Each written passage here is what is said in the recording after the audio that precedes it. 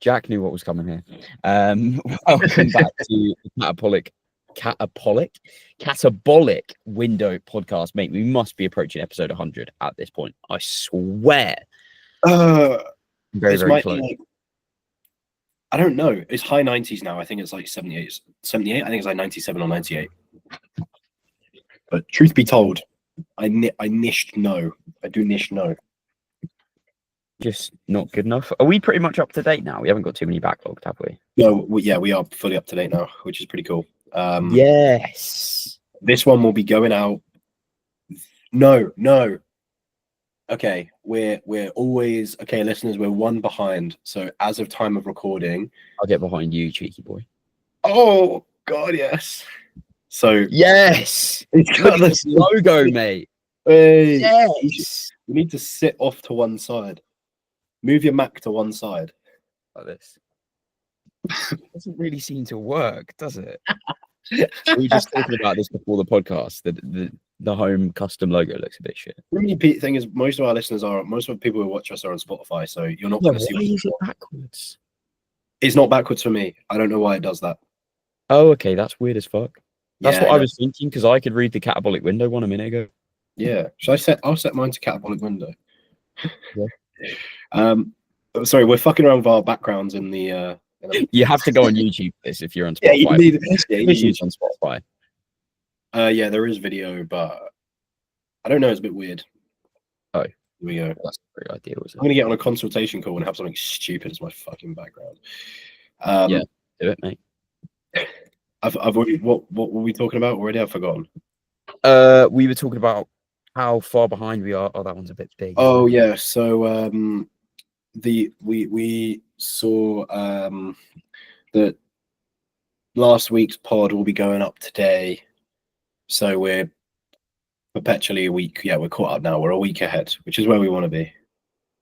Yeah, mate. That podcast was insane. Sam has been through a fucking journey and a half. Mate, literally, that was fucking crazy. I think it was interesting to see, what he was doing now as well, which is quite funny. But yeah, crazy, man, crazy. So how's your week been, mate? It has been a good week. Has anything happened? I was meant to train with a client, but there was a red weather warning. I changed gyms. I'm getting quite strong at the minute, which is quite cool. I'm staying very uninjured. Yeah, that's pretty much. So why did you change gym? Just convenience. Like I might be moving where I'm living. Right. I've got a lot of mates that train out of the gym that I'm at now. So I switched from Graftism to Norton. If anyone knows Hertfordshire, Graftism, it's fine. It's also like the thing is, for me to get to Graftism, I have to go on the M1, and so if there's like traffic, it's 10 times worse than on any other road because it's a fucking motorway. Right. So that also plays into it. But yeah, man, things are good. Just kind of same old. What about you, mate? Fair play. And what about with the injuries then? So you're not getting injured now? No, right now things are in a pretty good spot. Why did you drop the BPC? No, actually. Okay. The only difference is, and this would be quite an interesting topic to talk about. Did you see the recent research on protein intake? Which one are you referring to? 1.5 gram per pound or 1.3 gram per pound, showing like 10% benefit in hypertrophy over 1 gram per pound. I didn't see that one exactly, no. Oh, okay. Well, essentially that was it. It was like, you know how for a long time we've quoted 1 gram per pound as being perfectly adequate. Yeah. It's like they did a further deep dive into it, and they said actually if you go they did up to 1.3 gram per pound, and the conclusion on the study was like, because if you look at the like increases from like 0.5 gram or 1/4 gram up to 1 gram, it's like the difference is huge. As you get up to 1 gram per pound, it's like absolutely insane. Like 0.5 gram versus 1 gram, it's like 50% or more growth. But they were 1 gram to 1.3, there's not that much of a difference. And a study looked into it, or a meta-analysis looked into it, and they were like, hang on, that not that much of a difference is 10 fucking %. That's huge. Like, oh yeah, That's categorically huge for bodybuilding. But because it was like a lot of like nutrition papers are very like they're a bit more, they're not like focused on like athletes and bodybuilders, they're a bit more focused on like day-to-day people, which makes sense. So after that study, a lot of people have been quoting it, a lot of people have been talking about it.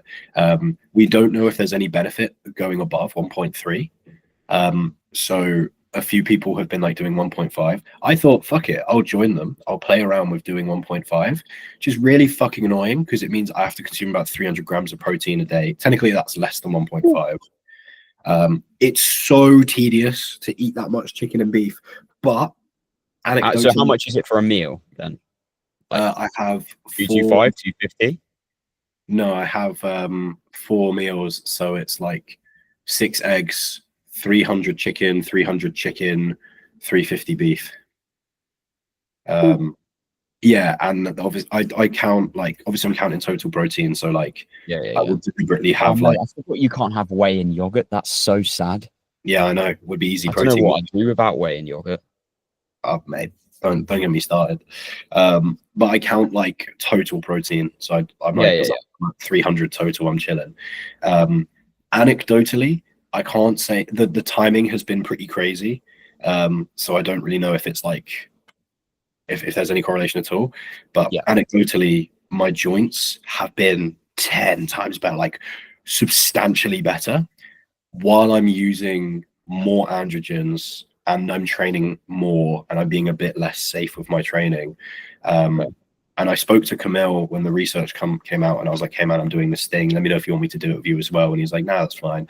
But let me know how you find things. And he said, for me, he was like, well, it could play a part in injury prevention because tendons need protein and collagen, or they need collagen, therefore they need protein to kind of like rebuild themselves appropriately. So he was like, you never know, it could have an effect. The only issue I have with 300 protein is, like, as you'd expect, appetite is quite shagged, like on like 3,000 something calories, which is kind of annoying. But I'm on 3250. What are you on? I'm on, I literally just got up today as well, so I need to update my meal prep. Bear with me a second. Training is 325, rest is 288, 2,900. But yeah, like I mean, my appetite's pretty, it's not fucked, but it's like I'm not really that hungry on this food. But yeah, we'll see. So far, I don't know, there's nothing else that I can really think of that's like that's kind of been a correlate there, but also it could just be like I'm in a bit of a good spell. So I don't know. But I'm gonna keep on at it, because if there's research to say, hey, consuming this much protein is going to be a benefit, and I still feel fine. My main concern was performance and carbs. I was like, I don't want to pull my carbs down, but after trying it, I mean, my performance has been mint. So yeah, decent, mate. Yeah, mate, I can't complain. Well, it looks like we're fucking trading places then. If you're not injured and I am. Oh, you injured? Bullshit, mate. Well, you know what I said about my like calf hamstringy thing the other day. Oh yeah. Is that so? I've done a little bit of BFR on hamstring curls. Very nice. It seems to be better just because it's pulling down the loading. Is the main thing, to be honest. So that's good. I've ordered the 1MR one, so I've got those for legs tomorrow, and I'll see how that is. Hopefully it's a little bit better. It's just really fucking weird because it's like nothing happened. Do you know what I mean? Did you say you went for like a car ride or something? Yeah, the only thing I can think of, it was just after Christmas when I was fucking sat in a car for a few hours, but I'm like, I don't see how that's fucked it. Yeah. I don't know. Did you train the same day as you? No. Day after. Jarring, isn't it, mate? Yeah, I might have trained legs the day after. Yeah. I don't think it was being sketchy before that, but I might be wrong. It's fucking annoying when you get those injuries that you're like, you don't know what happened. I remember one time I didn't fucking do anything. How do I deserve this, man? Yeah, one time I took a deload. I woke up on the last day of my deload and was like, oh, it's that funny on my shoulder. And then I realized like I had like shoulder tendonitis for like the next 2 months. I was like, what the fuck? It was already there. It just didn't show itself until the last day of my deload, and I was fucking pissed. Yeah, that's very annoying. Yeah, brother. But That's, fair enough. what are you doing to manage the injury, mate? Go on. Other than BFR. So it's been a bit fucking weird in that sometimes shit will help and sometimes it won't, which is very helpful. But pulling down the loading seems to be the only thing that's made a substantial difference. So more load, less load, more reps, and then it's still a bit iffy towards failure, but it's not as bad as if it's like a 10 rep. Do you know what I mean? Yeah. Again, some silly pumps, which is always welcome.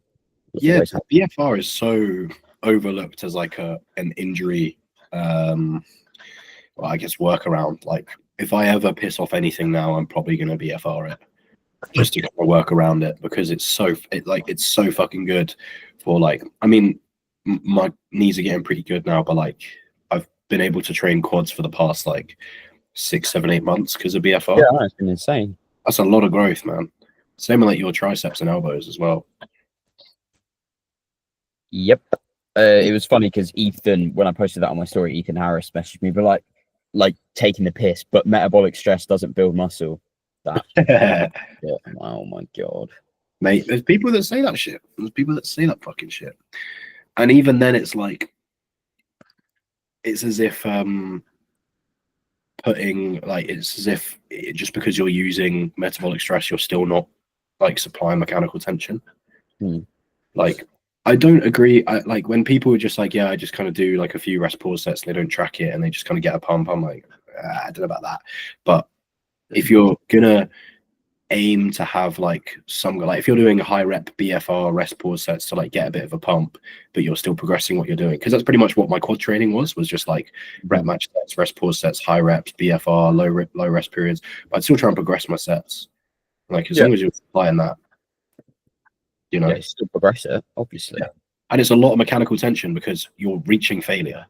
So like, yeah, relative to not using BFR, it's less, but it's still a hell of a lot of tension and a hell of a lot of intensity. It's fucking difficult to do that. It's not as if like you'd get way worse gains if you took the BFR off and just did a low load and then just stopped. Yeah, like one of the best things for growing muscle is actually being able to train. So if you're not injured, you're probably going to fucking grow better, aren't you?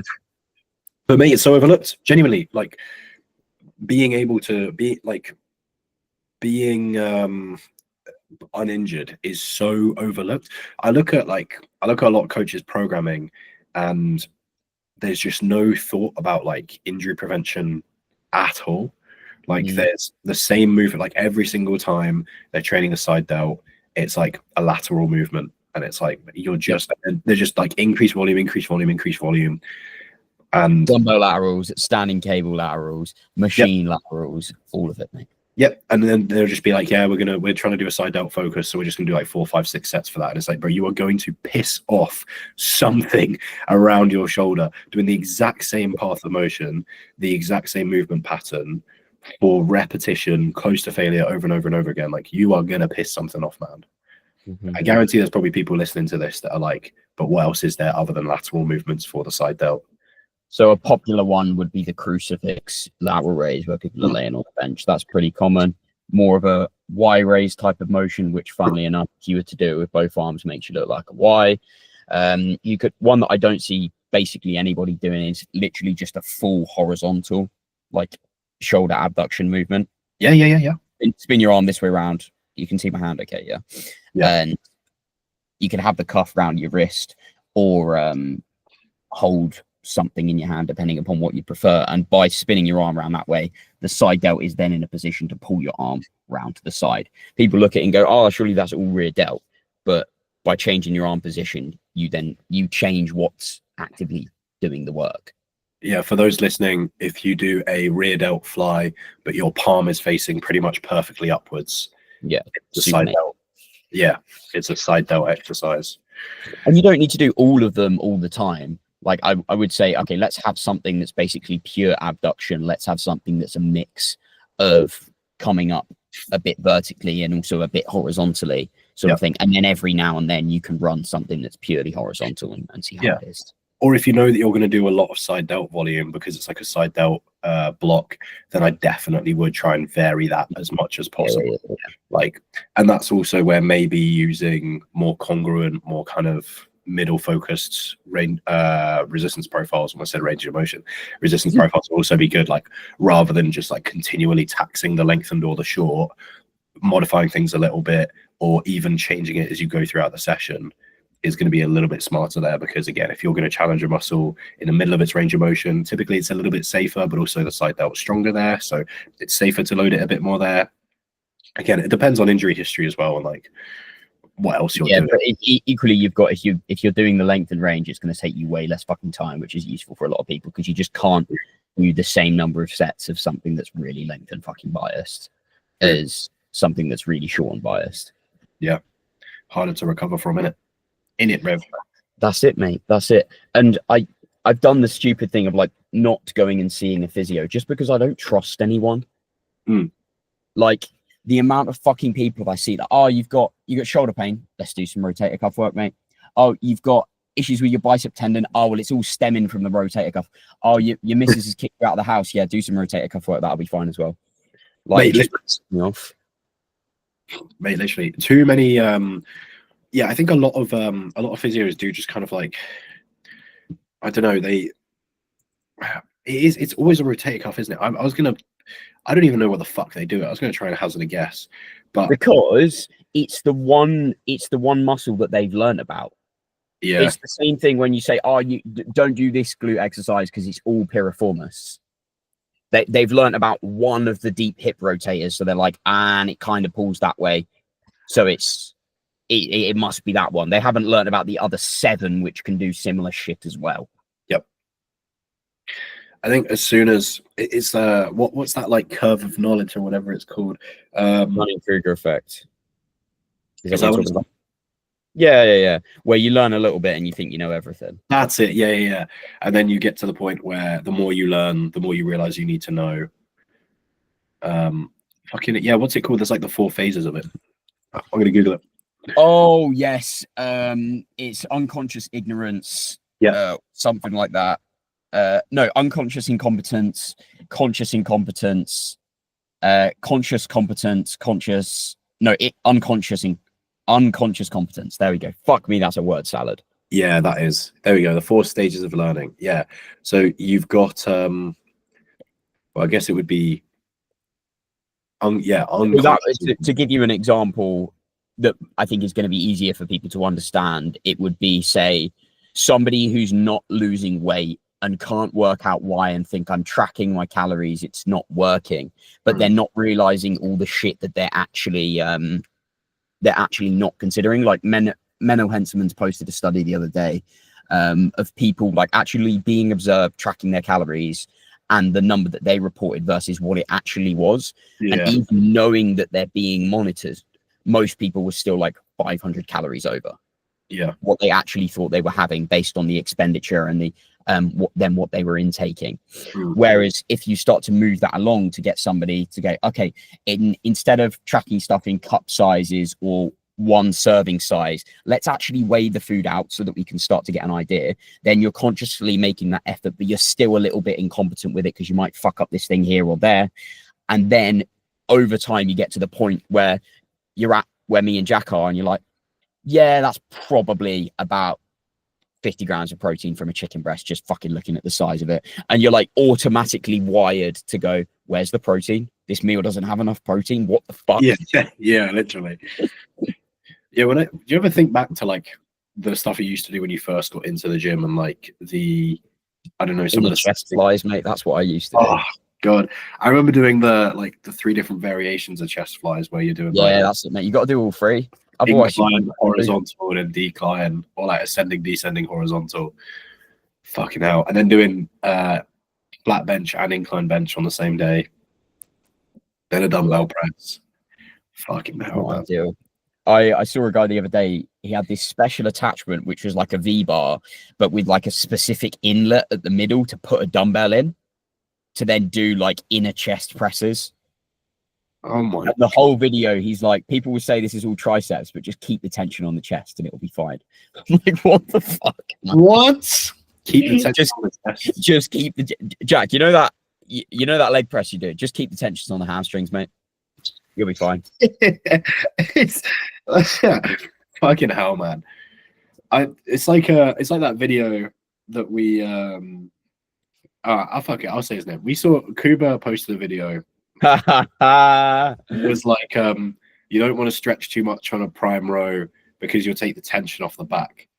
First of all, whenever anyone starts talking like ambiguously about tension, it pisses me off because I'm like, it's such a misunderstood concept. People be like, oh, you know, all the tension's all here, or the tension's great, or the tension. Like, as soon as people start using it as like a little buzzword, I'm like, well, do you know what you're fucking on about? And like, again, telling people not to have their range of motion too far on a row. I mean, it hugely depends on the row. It also hugely depends on the exercise. Like some exercises, yeah, there is no resistance, there is no torque if you go fully lengthened or quote unquote fully lengthened. But on other exercises, there's a ton. Like, again, it depends hugely on the row. For some rows, yeah, sure, you could make an argument for that moment arm is just absolutely minuscule. But for other rows, there's still going to be a sizable moment. Like the seated prime row, that full stretch, especially if you load it in the lengthened, is fucking load it not like a spastic. Exactly. It's fucking horrible. Like it's like the worst part of that movement. So as long as you don't stretch so far that you rack the weight, and if you're able to do that, then I'd say like put a pad between you and the machine and then go again. Like you should be able to like stretch as physically far as possible. You shouldn't ever really be limiting that stretch unless you've got a very good reason to, like you're trying to rehab an injury or hypermobility, like injury related stuff. Yeah. That's it. But yeah, the whole video was just like full range of motion is important, but don't do too much range of motion. But make sure that you do enough range of motion, but don't do too much, and just like fucking back and forth. Yeah, but like that, it's really annoying, and I hate it. It's purely down to the like realification of fucking content. Yeah, where it's just all 30-second short form shit. Because you listen to Kuba on a 45-minute podcast, and he says a lot of shit that makes sense. But when you almost try and like pressure something into that time frame, I feel like people just spout nonsense. Yeah, it's like I don't know. I just take such like I see it all the time. I still see it all the time. There's a few people I follow. I try not to say their names because they're not like famous coaches, but they'll be like, "Oh, you don't." People will just call us small, so we can say whatever the fuck. Well, no, we're bigger than a couple of them, so that's okay. No, but, as in I said Kuba. Oh, Kuba, yeah. But like, he doesn't know who we are. Yeah, to be fair, but like, I hear people they'll be like, "Oh, past this point, it's just all joint, bro. It's just all joints. It's all joint. All joint." And I'm looking at it, and I'm like, bro, do you know what's moving those joints? Who's gonna tell him? Yeah, basically, after a certain point, your bicep remains completely frozen, but your elbow continues to move magically. It's like, what? Maybe if you're hypermobile, but that's about fucking yeah, true, exactly. But I saw this one guy be like, oh, you don't want to go too deep on a chest press. What I imagine doing is like touching a barbell to my chest, and I go a couple inches above that. I was like, and he was like, this is great for not getting injured. And I was like, bro, proper range of motion is great for not getting injured, because if you load that fucker up with 4 or 5 plates and because you're half repping it and you accidentally go too deep, do you know what's going to happen? You're going to absolutely fuck something up. Like if you are not used to exploring that range of motion that you fully have access to and you've set the machine up to access, you're accidentally going to go too deep, put way too much torque through something that isn't ready for it, and fuck it up. Like you are going to get tendonitis. Like one of the best ways to get a tendinopathy is get something heavy as fuck. Oh, that's my dog. Hell yeah. You get something heavy as fuck and then go into an extreme range of motion with it when you're not ready for it. Hey, bud. And that's how you get a tendinopathy. What a legend, mate. He looks so cool. Yeah, he's chilling. The video of Ryan Crowley still fucking haunts me of his pec tear. Yeah, exactly. That's not a fun one. Just not ideal, mate. It looks absolutely terrible. The King's fucking tongue behind you. He's going back to sleep. What a legend. Yeah, there he goes. He's off to sleep. Yeah, I don't know. Just some of the I was watching like this one guy in particular, and I know who he's coached by, and I was like, yeah, who he's coached by knows a lot about PEDs, but nothing about training. This is my favorite bit of the podcast because I just can't wait to talk about this after when you stop recording. The thing is, right, I say this a lot on social media, and it's like your clients are a representation of you. So I saw this guy. I was like, he's a coach. I know who coaches him, and who I think the guy that I know coaches him. I don't think of him as someone who knows a lot about training. We just kind of like wang some plans together. He knows a decent bit about PEDs. Wang some plans together. Hey, trust me, he does. He's wagging them in. He's thumbing them in. I need an upper body session. Just pulls it from fucking random Instagram caption. Genuinely. But he knows a decent bit about PEDs. The kid's natural. Look, this little coach guy, and yeah, like I'm trying. Like, mate, if you're listening to this, it's absolutely no hate. Like, I'm sure you've got great potential, but you need to look into your training because you're going to put people off you because they're going to see how you train and the advice that you give, and they're going to realize that even basic level exercise science, like year one people or people who do like a level 1 PT, are going to be able to disprove you, and it's not fucking level 1 PT teaches you some dumb shit. Okay, to be fair, the amount of times I was going through that, and I'm like, just bite your tongue. Don't say that they're wrong. You'll piss them off, and then they'll fucking fail you. So like, squats train the hamstrings. No, they don't. 15 plus reps for endurance, bro. Really don't. 15 plus reps for endurance, bro. You have to pick one rep range per session. You can't do multiple. Really? Yeah, that was one. Like you have to pick 5 to 8, 8 to 12, or 12 to 15 in one session, and across the whole training program. Wait, because I heard 4 to 7's just like it's not the one, bro. And 6 to 9, you don't even want to go there. You don't even want to go there. I'm convinced people only do that because it makes 69. That's why I'd program it. Rep range 69.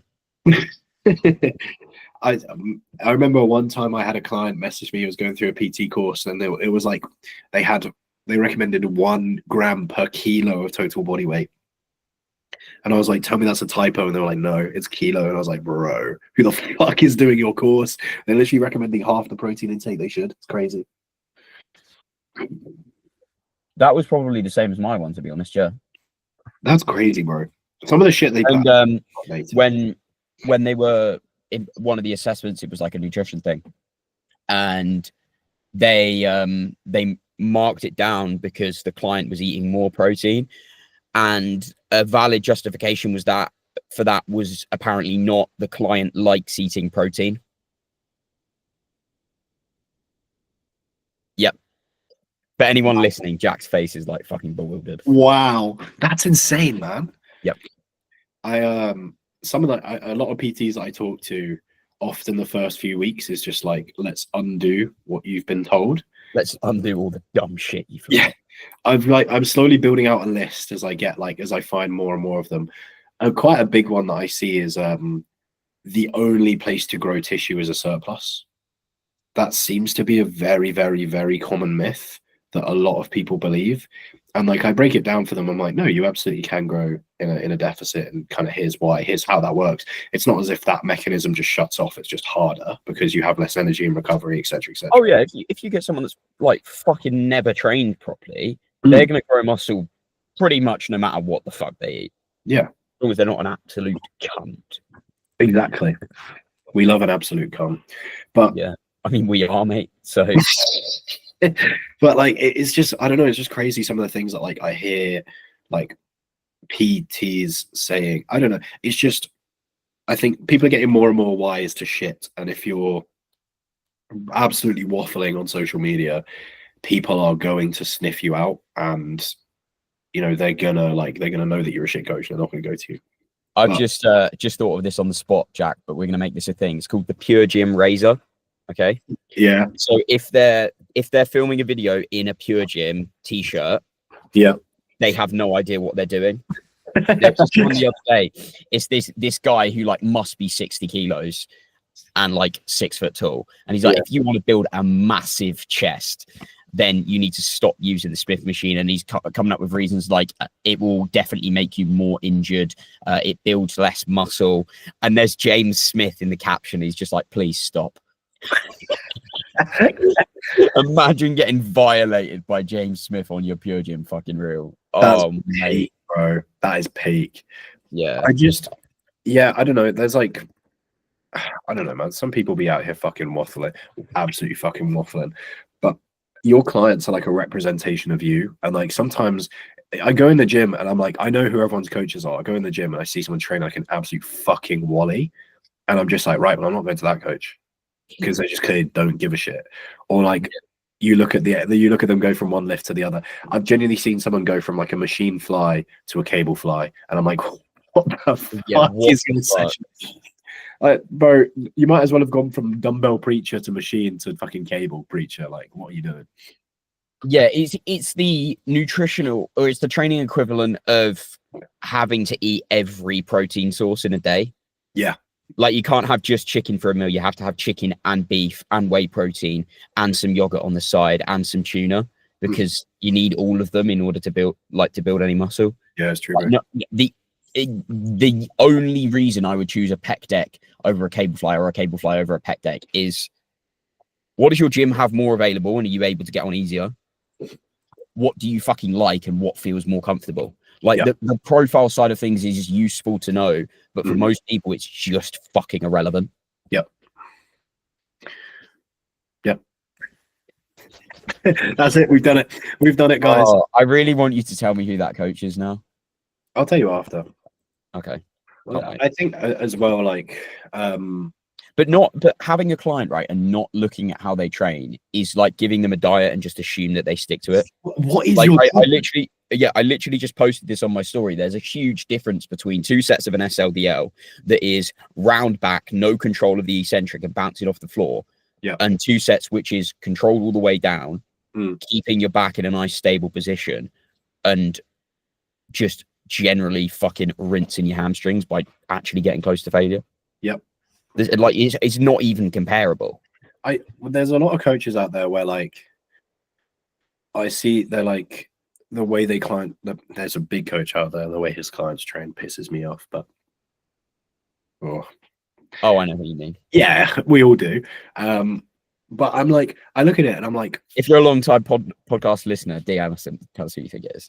With your eye on. Yeah, we're not big enough to not get. We're small enough we can get away with chatting shit. So yeah, we'll make a little group chat. We'll chat shit. But we're not really criticizing the person as much as we are the principles of the thing.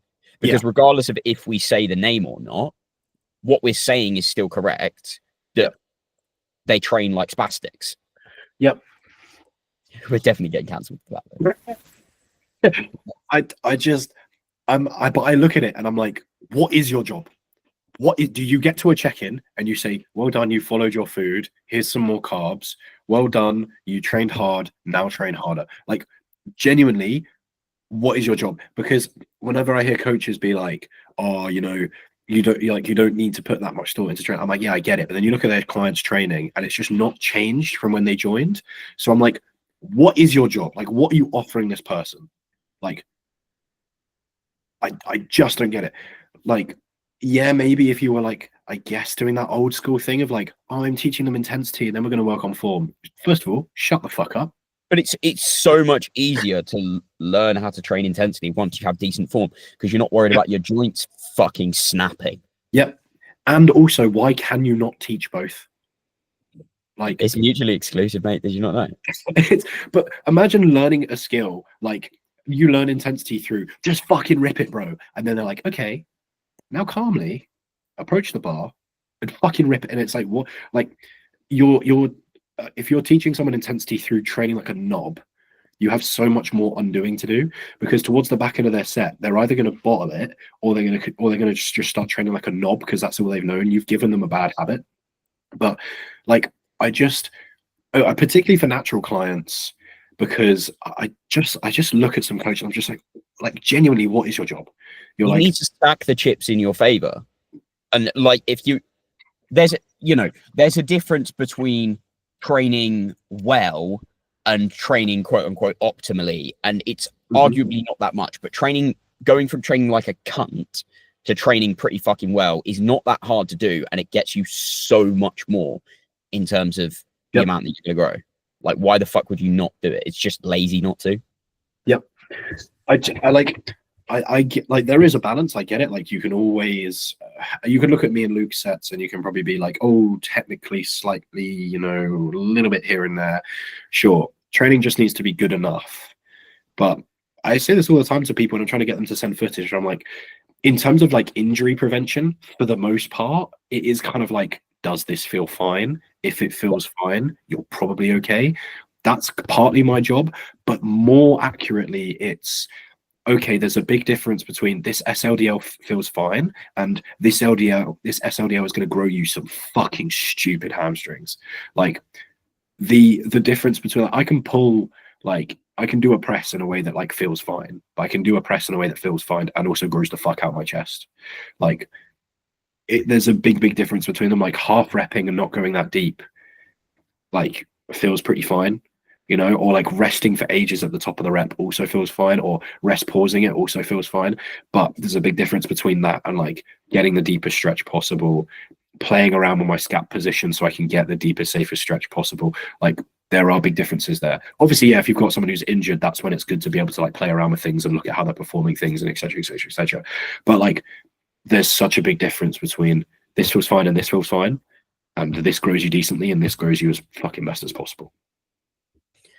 Yeah, like, I think Dr. Mike puts this very, very well, because he bangs on and on about technique, but what he says is, oh fuck, You right?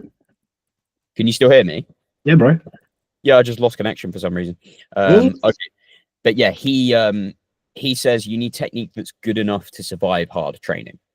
Yeah. So when you're doing your pull-ups, okay, the first 10 reps, side note, mate, I did 17 bodyweight pull-ups the other week. I was so proud of myself. That's actually fucking strong, mate. Jesus. Yeah, I know. But I'm light at the moment, so that's probably why. But yeah, like, if your chest goes to the bar on the first 10 and then the last 2 you get chin to the bar, like, that's decent. That's fine. Yeah. That's cool. Just stay honest with yourself. Don't then make it the first 10 you're doing fucking chin to the bar and be like, oh yeah, I'm progressing. Sort of thing. Or if you're not getting quite so high on a lateral raise, or if you use a bit more momentum, that's cool. But we don't want to go from like a paused hack squat to bouncing out the bottom on the last fucking 5 reps. Yep. And then resting for 10 seconds between each one. Yep. And as much as we've banged on about it, continuity of reps is one of those things that people still don't really grasp. They think, oh, I'm controlling the eccentric and I'm doing a decent pause. Yes, but you're also pausing at the top for 10 seconds and just like fucking flirting with failure. Cunt. Yeah. I just like, whenever like coaches are kind of like, yeah, you have to kind of let clients have some autonomy and like do some shit their way, and like, I get that, but when you're so hands off as a coach that you've changed nothing since they've joined, like, they're just doing the same shit, but they're reporting back to you. And what's even the point of them reporting back to you? Because all you're going to do is just say, yeah, more load next week. Exactly. Like, it's fucking crazy to me, because I think so many people are so, like, I don't know, put off by, or so many people are so like anti knowing too much, or like taking the fun out of lifting. AJ did a fucking great post the other day. He was like, how is clipping a cup onto a cable stack overcomplicating it? I'm like, yeah, fair. No, mate, he's fucking valid for that. Like, yeah, there's setups you can make that are too complicated. Like, whenever I look at Ben Yanes does a couple of them, and I get Ben is just like showing off knowledge, so it's fair enough. But he does a couple where it'll be like a behind the back cable curl, and then he's got like a resistance band around his humerus, like pulling it forward so that he can then like resist that motion. Or he does that a lot where he'll like take up one half of a cable stack and then resistance band the other half of himself to the other side of the cable stack to like create stability. And I'm like, I get it. But in real life, very few people are going to do that. But there's a difference between like doing that and just grabbing a cuff, or just making sure that when you do your cable lateral that you set it up to the right pin rather than just slamming it at the bottom. Or there's a difference between just jumping on the chest press and then just adjusting the seat before you do that, so that you're not going to absolutely tear your fucking glenohumeral joint apart. Like that's not overthinking. And as well, like often I hear a lot of coaches be like, oh yeah, but my client base are very like lifestyle-y, they don't need to know that stuff. They don't need to know the ins and outs. But if you say to this person, hey, by the way, before you get on that, just make this quick tweak, and they're like, okay, you can explain it to them, but you should be able to, as the eye, you should be able to be like, hey, just make sure that like when you do that cable lateral in this context, set the cable in line with your hip. And they'll be like, cool, why? And you'll be like, well, I give slightly better stretch, I give slightly better growth. And they'll be like, okay, maybe they want you to explain or whatever, that's fine. But it's the same way, like, you're going to trust you more as well, because they've tried it and they go, yeah, actually, that does feel a bit better. Yeah, exactly. Maybe Jack knows what he's talking about. It's the same thing with like nutrition plans or meal plans. It's like, if you're giving a meal plan, you want it to have like your training and your meal plans, even for like a very basic quote unquote client, a lifestyle client, whatever. There should be multiple layers of knowledge going into it, where like if someone asks you to pick it apart, you're like, okay, there's actually quite a few different things I'm doing here that are quite complicated. But the client can just kind of look at it and go like, cool. Like you should be able to convey yourself in a way that is simple and easy to follow. Of like, here's your split, here's your exercises, here's a few cues for those exercises. Those cues should be in fucking plain English for them. Make sure that when you're doing this, you're doing this. And then if they are inquiring as to why, it can be quite a complicated reason why. But you don't have to explain everything that you're doing with all of the knowledge and terminology that you know. Do you know what I'm saying? Yeah, absolutely. But equally with say more gen pop people, they don't need to dive into the details of it. Well, actually, like everything else that they're doing is not as accurate as say a bodybuilder would be. So if we could make this fucking simple change to their training that across the board of all the stuff they're doing is going to help, why the fuck would you not do that? Yeah, literally. Like I don't understand the hesitation to know a lot. That doesn't mean like me, like Luke, when he's PTing someone in their fucking 50s, isn't explaining like how the lat inserts differently on different people. He'll just be like, hey, if you're doing this exercise, think about doing this. And they'll be like, oh, that feels great. And that's all you need to do. Oh, Luke, by the way, why are we doing this? Okay, well, I can explain that to you. Or like, they can ask those detailed questions if they're fussed. But ultimately, all they need to do is like, hey, I did A, it led to B. And if you convey A in a simple way, cool. Even just being like, hey, after you've trained, just make sure that you get in a little bit of fruit or maybe a little bit of sugar or something like that. Or if I know that you don't have a lot of time after you've eaten your pre-workout meal to go and train, make sure that you don't have anything too filling. Even something as basic as that. Like, it's just still good to know. You should know a lot of things if you are a coach. You don't need to get into the kind of details of things and like explaining the nitty gritty, but it's still good to be able to deal with those things, because otherwise, again, what are your clients there for? Because if you're just randomly looking at a machine and going, yeah, 3x10, 3x10, 3x10, set it up in a way that feels fine, they can fucking do that for themselves. They can jump on something, bullshit a rep range, bullshit an amount of sets, and be like, yeah, I set it up in a way that feels fine. Genuinely, what is your job at that point? Like, that's why so many PTs and coaches get binned off, because they're like, their clients are like, I could do this for myself, and they fucking could, because you're not offering them anything. Yeah Cool, mate. I think we've fucking nailed that. Oh wait, no, I got one more. Have you seen people doing banded exercises now? Like a banded lateral raise, like a banded tricep extension. Oh yes. What is this new trend? It's JP. I know. It's JP. One of my clients sent it to me the other day. Shout out to Tom. And he was just asking me about it, and I'm like, I can't wait to see everyone doing this on Instagram next week. Yeah, I like low key in lockdown. I used to do them and I enjoyed them. Well, yeah, because it's the fucking option you've got available. Yeah, no, exactly. Like banded tricep pushdowns are a lot of fun, but progression is really fucking tedious on them. And I don't know if you've ever used like quite a decently heavy band to do push downs. The profile's horrible because it's like nothing, nothing, nothing, the whole entire earth. Right as you're like fucking getting into extension. Oh mate, My elbows would love it, mate. Yeah, no, it used to piss my elbows off. Like, but the profile that you get is crazy. Like you have to be careful. You have to like set them up high enough so the profile kicks in towards the start, but then it gets horrible at the bottom. And then you go like, okay, I can do the red one, but I can't do the black band. So how many reps do I've done 20 reps, but I still can't quite get the black. Okay, I'll do 25. And like, it's so fucking tedious. Yeah, it gives you a good pump, sure, but you could also just like do a contraction focus push down elsewhere on a cable stack. Yeah, like if you're training at home, fucking go for it. You can.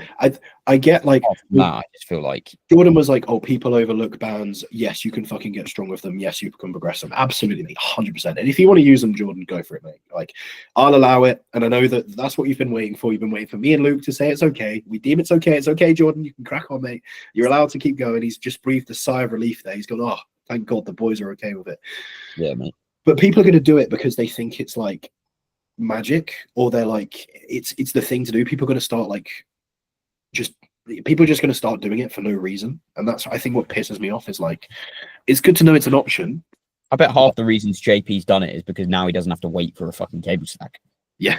And also he's strong enough to fucking, it's kind of a flex as well. Like he'll get that green band. Yeah, no, that's mate. Yeah, like strong fucker. But like for him, he's probably at a point where like using that green band feels good. It's not a stupid rep range. It's the same as like, bro, you can do push-ups. You can do push-ups. You can do pull-ups. Like, mate, do you know what I do back? Deficit push-ups. That shit is fucking deadly. Yes, thank you. I give these quite a lot. I can't lie. Whenever someone's like trying to fill their chest in something, or if they're trying to grow their chest, I love a deficit push-up. A high rep set of literally fucking anything, and then like, okay, mate, grab 2 dumbbells and just do some deficit push-ups. Yeah, literally, it's beautiful. Giant sets if they're quite strong. But yeah, fucking like the thing about those resistance bands is you have to be like a specific level of strength for it to be convenient for you. But I don't know. People just copy. I'm surprised Jordan doesn't get more pissed off by it. If I was Jordan, I'd be like, fucking stop copying everything I'm doing. But I don't know. Maybe he just like, I don't know, enjoys it or whatever. But I think that would piss me off because also Jordan all the time is like, just fucking stop overthinking it. And then people just take whatever he said. People be like, yeah, don't overthink it. Anyway, Jordan's doing a bound, so I'm gonna do a bound. That's it, mate. That's it. Yeah. What was I going to say? Oh, did you see the post that he did the other day? No. He's fucking on a rant, and he's like, most bodybuilders are fucking stupid. Do not listen to your favorite pro and just like go. Oh yeah. I'm like, hey, mate, what are you? You're a bodybuilder. Don't get it. Yeah. Well, yeah. Oh, did you see? Okay, we'll wrap up on it. Did you see that him and James fell out? Yeah. What happened? Do we know yet? I don't know. James will talk about it on Phil Ad's podcast, though. Yeah, but it's just mates and business, isn't it? Like, it's just how it goes. I'm dying to know. But to be fair, I didn't ever perceive James as doing that much for the gym compared to Jordan. So yeah, I imagine that's what the beef was because Jordan's proper business minded. So James was there, wasn't he? Huh? James trained there, didn't he? Yeah. I don't know. I thought it was weird to like have the two of them in business together, but you know. But yeah, fair enough. Hopefully, we got Finn and Reese opening up a new gym. Oh yeah. So yeah, mate. Fucking, it's all going on. When are we opening up a gym? Is the real question. So we can have a big fight and fall out and kiss and make up. Yeah. Fuck knows, mate. Yeah. Would you ever open a gym?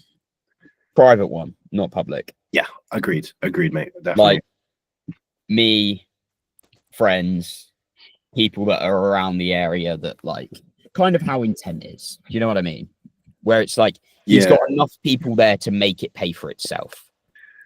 Yeah, but it's still pretty quiet. It's still a decent environment for people. I wouldn't ever do it as like I do more of like I guess like a Kojo's where I'd be like, I'm not expecting this money back. I'm spending this on kit to have access to that kit.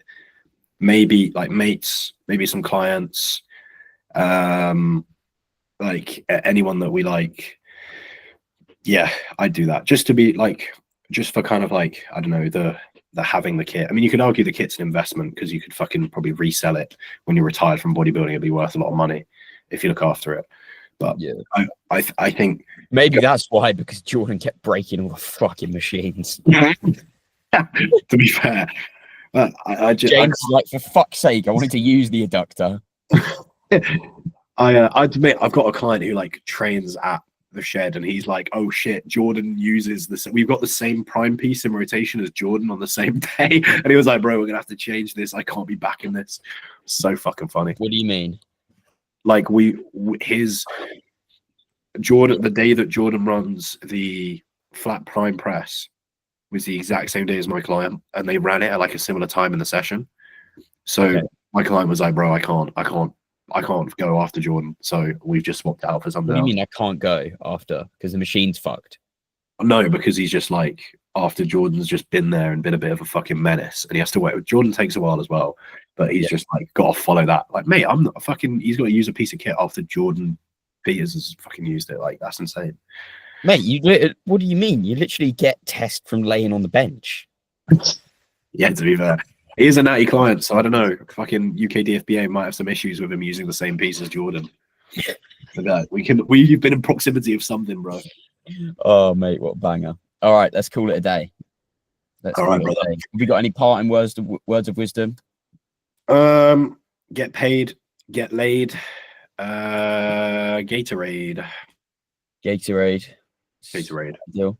Fun fact, my auntie's giving birth right now.